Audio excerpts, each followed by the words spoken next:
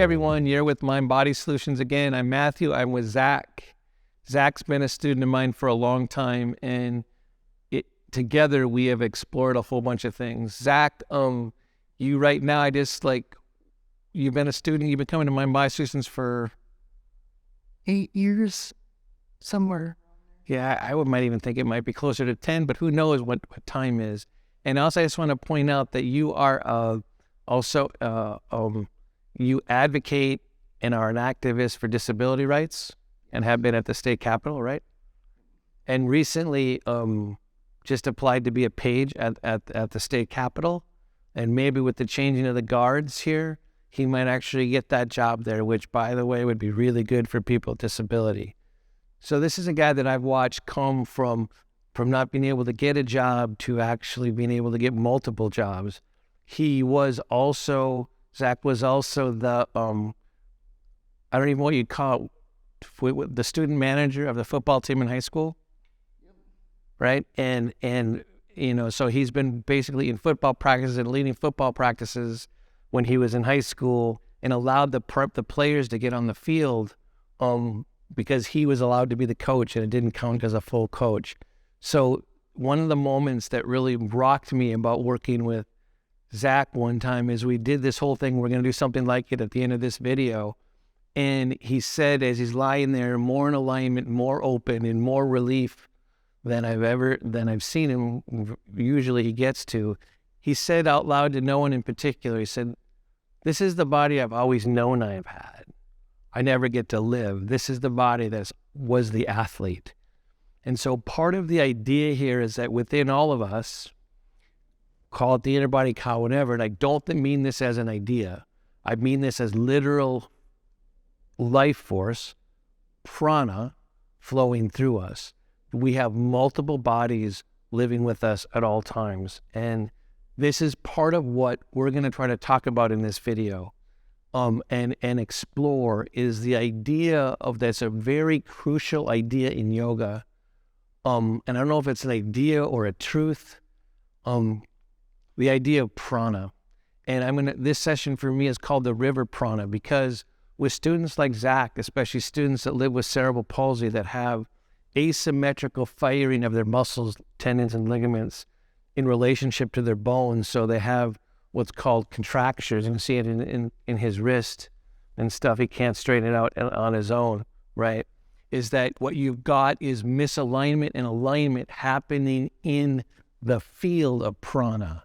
So what is prana? And this is what I'm going to try to talk very quickly about.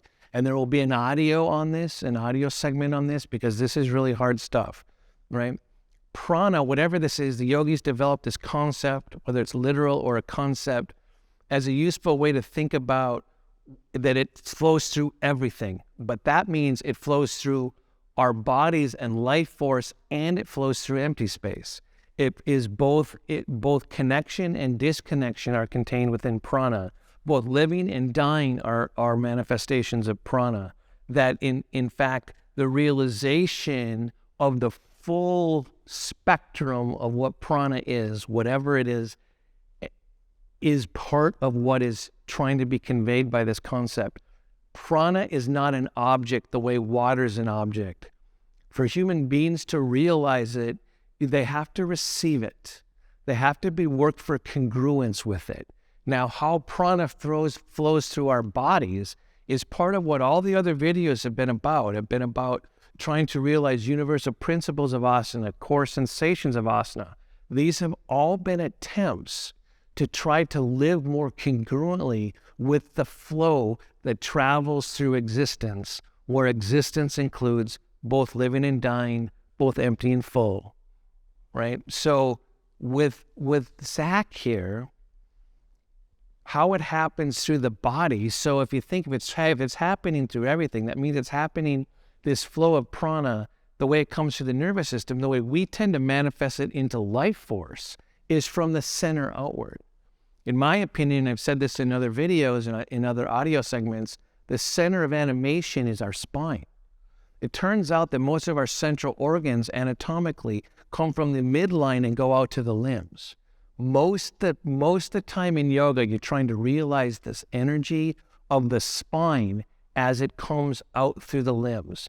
And it is possible to reverse direction and go from the limbs back to the spine, but that's where it gets more complicated. So the idea that we move from the center outward is an attempt at congruence. So this is a chair that Zach has been in for a few years, and it actually goes up so you can almost stand up. But I want to just take time here. Remember, we've talked about boundary, we've talked about reference.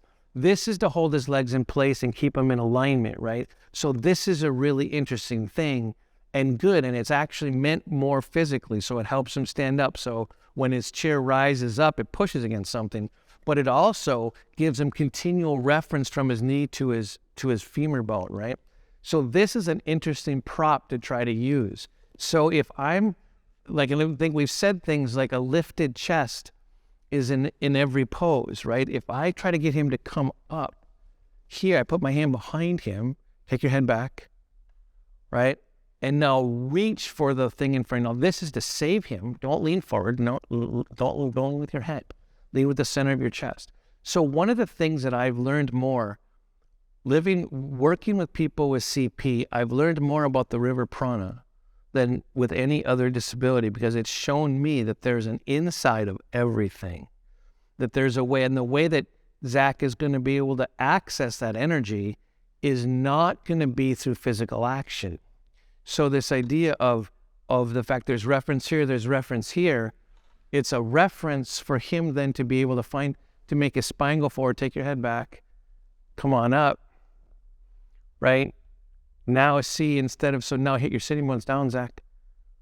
Chin up. Extend out into your knees, into the thing, into your plate, right? Breathe, right? And so here he's behind the balance point.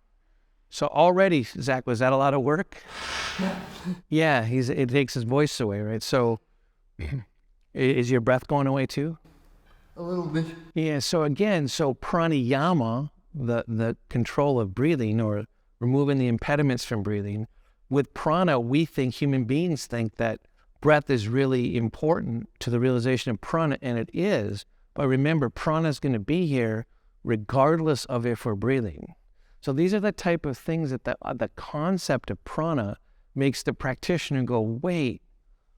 And then the fact that it's that and it flows, right? It's hard to get. So I would say one of the really core things about the spine, and I've said this before, is that the spine is, I like to say, the organ of connection, but I think it manifests in every direction, right? That instead of, so you know that Vitruvian man that Da Vinci drew, and it's seen on a flat surface. Well, he was a sculptor, so think of that as an orb, right? There's an orb coming out of his spine in every direction, and there's more potential for congruence in the spine. So if you think about an inhalation, inhale up, right?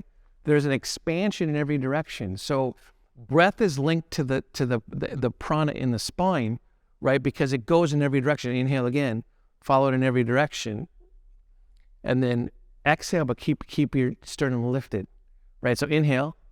So here we're trying to affect, and now exhale. Keep your chin up, right? We're trying to get there. Do it again now. So now he's trying to use asana, following the expansion and keeping aligned on exhalation, right? So this is going to be a position that yogis are going to say he's more connected and congruent with prana. So one of the things that asana is trying to reveal, in my opinion, and trying to teach you, yoga poses are trying to teach you how to be congruent with the perpetual flow of prana in every direction. So some of our universal principles, you have to go down to go up, multiple directions at once. All these things are just trying to mirror, just like the breath just did, are trying to mirror. What you're going to see here is that you can see when he take an inhalation, take your chin up, you can see it coming here. But for him, the thing about CP is that his muscles fire asymmetrically. So when he tries to go take his arms wide and make it congruent with the feeling in his spine, it doesn't make it all the way out through because he's got his muscles firing asymmetrically. But you can see it happening here. And then I'm going to help his spine a little bit here. Take your chin back, right? right? And so we're just trying to get the sense of your spine connect. Now just stretch out through your elbows, not your hands, right? Take your head back. So where I'm trying to de-emphasize where there's extra complexity, lift your sternum, elbows out, down through your sitting bones, and then release. Notice I'm mirroring them, right?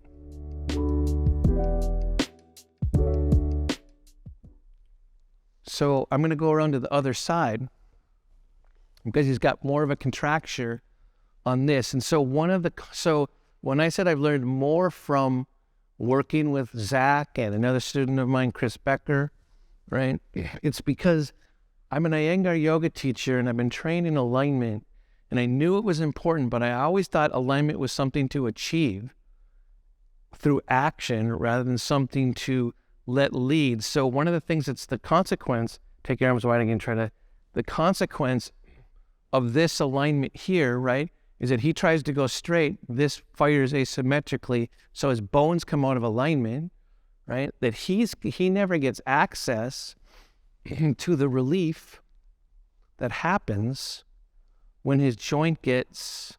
So why did you take a big exhale there? Because it just feels like a warm lightning bolt through my feet. Through your feet. So he and I cannot explain how that actually happens. So this is alignment, so the empty space in his joint gets to be congruent with the flow of prana in his bones, not his muscles. This is one of my pet theories here.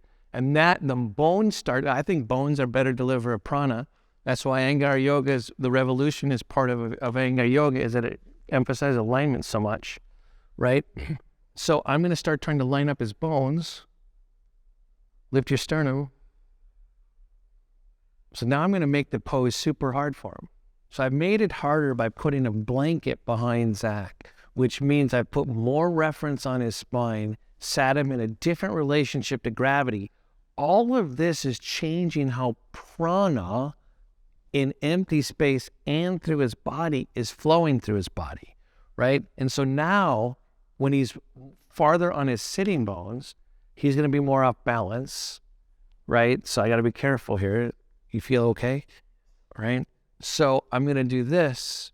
Now lift your sternum. And so I'm going to invite Amy in here. You're going to grab his other arm, okay? So now we're going to take, again, we're watching the flow of prana. This is like for you guys all to realize what happens when somebody that doesn't get access to a congruent flow of prana, take your chin back, open up, hit down through your sitting bones, press down through your heels, stay open in your chest. And then release, we're going to let you release. He's going to fall back towards the earth really fast. But can you feel that imprint of having been open, Zach? So are you having trouble? Tell me about your breath right now. It's I could breathe easier, but it's hard for me to take one because I don't exactly know what to do with it.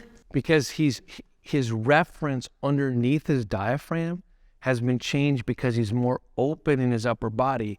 So this is a sensation that he's not getting moment to moment, day to day in his life. So here we do it again. We start to open him up. Try to open your fingers too now. Take your sternum back. What you're watching, remember, I'm telling you that this has been one of my greatest teachers of yoga, right? Is this type of experience where I start to feel the river prana travel through a human being. When the conditions are set for congruence of prana, conditions of congruence are set so he can experience the relief of prana, not just the struggle of his disability. Good, and then release. So in a strange way, these poses are kind of hard, right, Zach? Here's an impossible thing to ask, man. Straight ahead. How are they hard?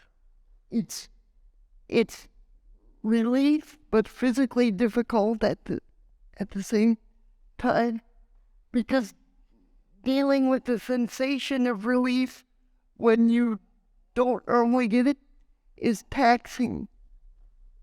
There's a gem of a statement. And relief while being physically difficult or physically taxing, isn't that how every asana is? Think about what he just said. All right, so we're going to move on and include his legs more now for a little bit. I think it's important to note too that part of allowing for this opening is setting the conditions of safety. So just noticing that we did take Zach's chest plate away, but he's still wearing his seatbelt. So the conditions of safety have been met.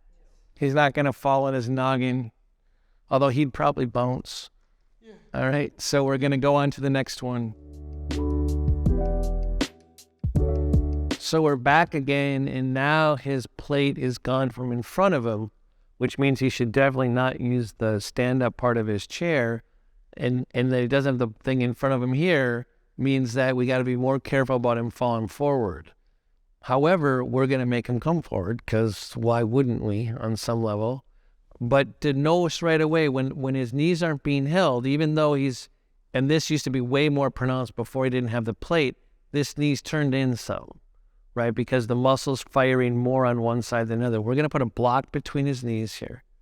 And I want him to get it kind of as wide as possible. So I'd like to even do it the wider way and force him into a little bit more. Unless it hurts, Zach. You could let us know. Right? There. Yeah. Say that it feels good? Very good. So this is another space that his body doesn't get to live in. Remember, in other videos, I've talking about one of the things we're trying to do with our students is help them live in more spaces. So now that he's got more alignment from his femur bone, right, I want him to pay attention to each side of his chest. But don't forget your sitting bones. So it comes this way, feel your sitting bones to this side of the chest. So we're trying to get him with this more open space here, right? I'm trying to teach him the midline and get him to feel the midline. So then I'm going to make the pose really hard again, and I put my hand behind you. So this is where he's going to have a lot of effort. He's not used to this much congruence with prana at the same time, right? So now, am I doing that straight? Feeling balance? Not quite.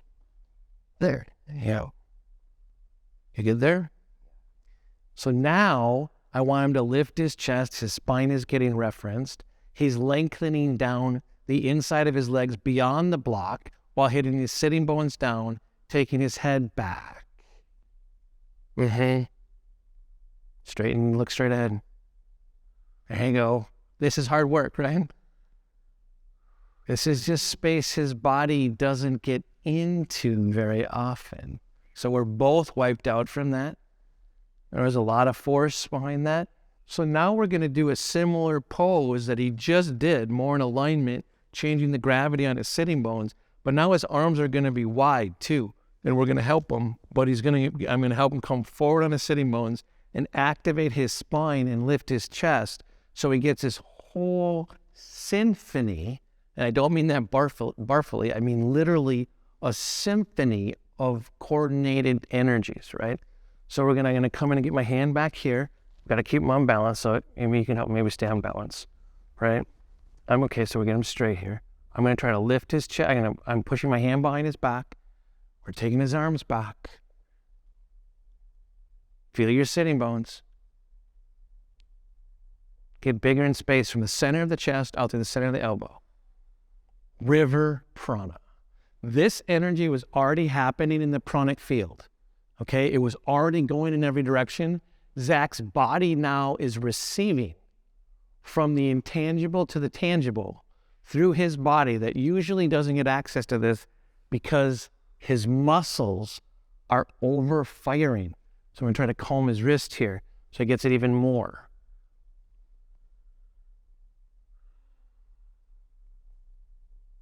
Good, and then we're going to go back to the world that he lives in. So one of the things we can all attest to, he's heating up, I'm heating up, Amy's heating up. And my belief is that there's energy in his spine, potential energy, that's not making it through his limbs. That's one of the consequences of the way he has CP, And so as it actually ignites out through his limbs, heat is coming, and I can say we're all getting thirsty because it's burning water out of our autonomic nervous system.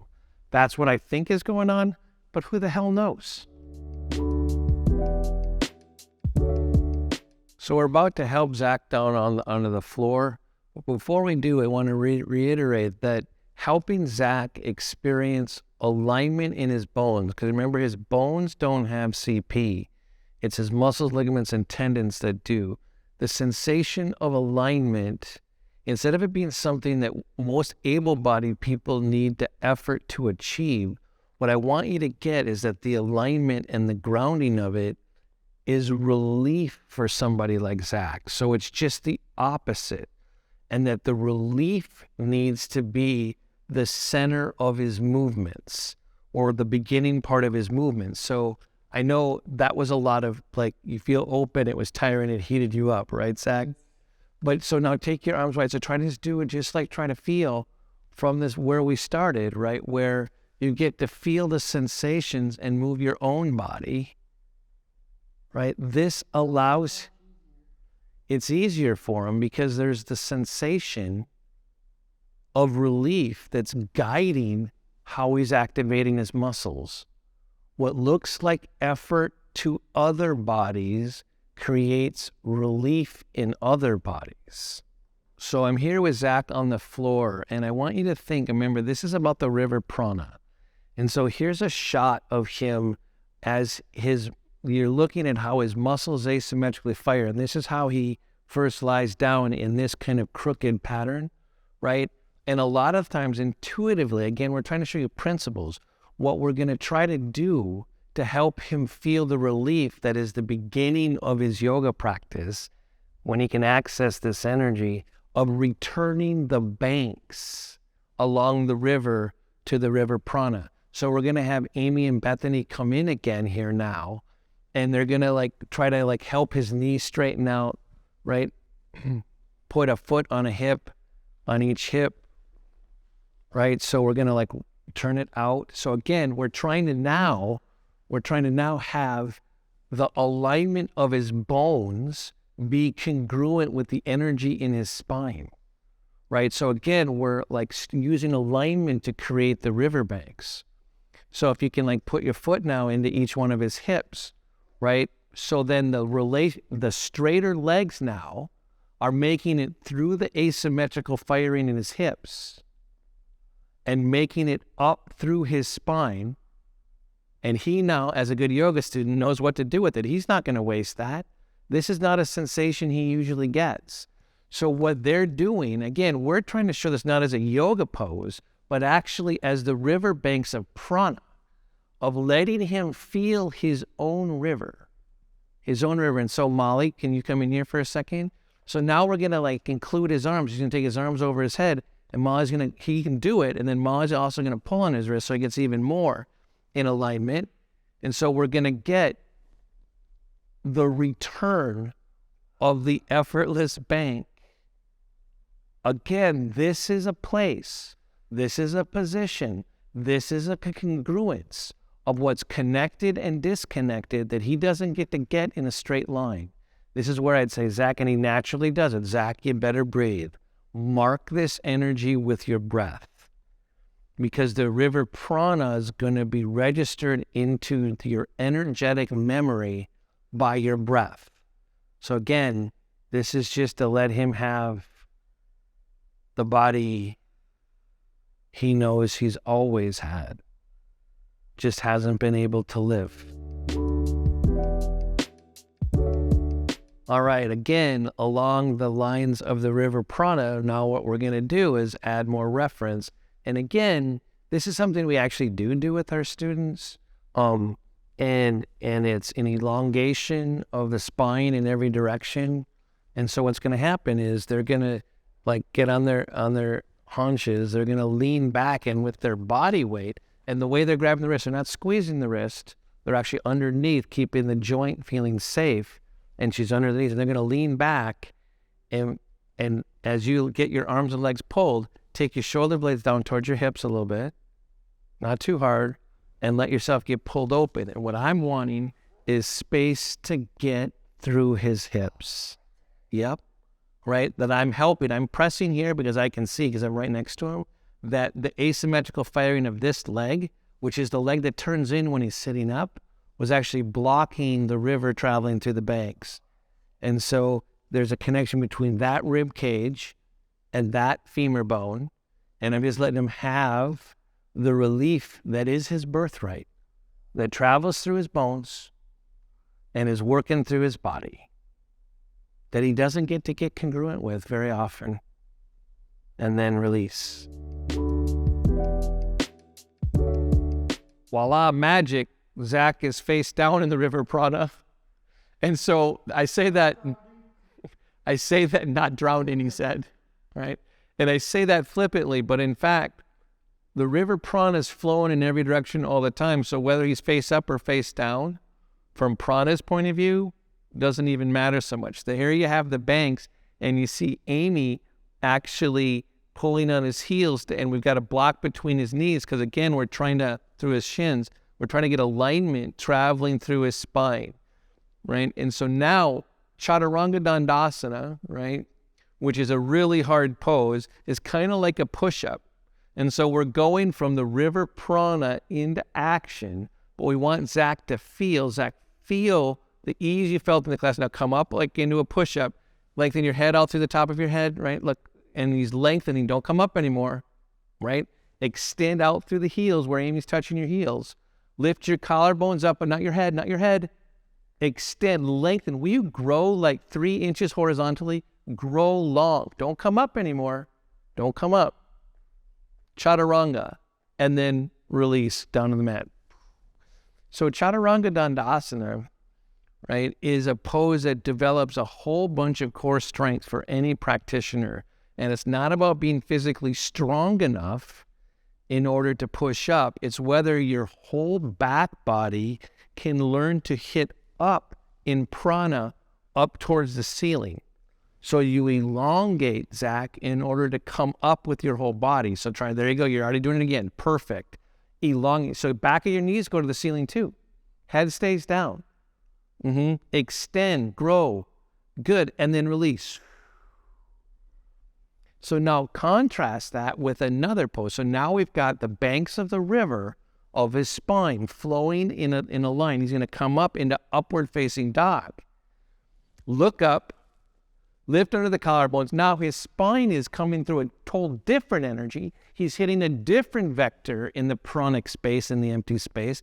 Look up, take your head back, lift under your collarbones, open the hood of your chest like a lion's claw. There you go, perfect. Extend out through your legs. Good. And then release and come on back down. There's some effort. There's the River Prana coming into action, integrating with will. We're going to have it do one more time in just a second. So when Zach just did the pose with Amy helping the riverbanks flow in a horizontal line in relationship to the floor, right, parallel to the floor, what happened with his effort, the way his cerebral palsy fires a little bit asymmetrically, he started to twist a little bit because one side was gripping harder than the other. So I saw that, and now, again, just to show you and try to give him relief so his action runs more efficiently with prana, his effort stays congruent with the prana. And Bethany step over him, and while he does the same 2 poses, she's going to pin his hips. So, in other words, the energy, the reference of pulling on his heels, the back of his knees rising, now won't get twisted in his hips as he comes up. First Chaturanga again. So come up into the push-up. Now he's staying, stay right there. Now he's staying more in a straight line. The energy's not leaking out through an asymmetrically firing his hips. Now from there, transform it into upward facing dog. No, not even a break for you. Bring your elbows in again. Like lift under the collarbones, right? And I'm going to actually, just because I'm going to help you find the River Prana, I'm going to open the shoulder a little bit for you, right?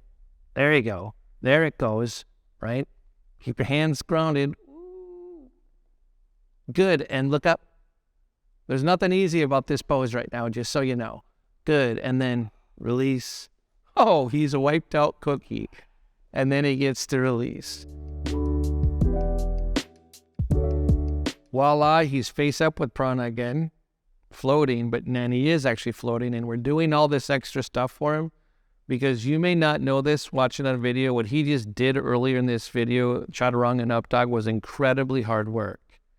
So now what's happening is we've got the riverbanks of prana. He's got a passive chest opening, that his empty space in his chest is being held up and opened skyward.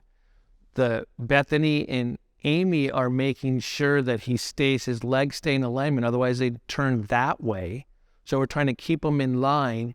Molly's got her hand on this side of his diaphragm, and you're touching the side of his head too, right? Because we're getting the river prana here. Because the river prana is everything, it can also be central to the sensation of relaxation, not just activation.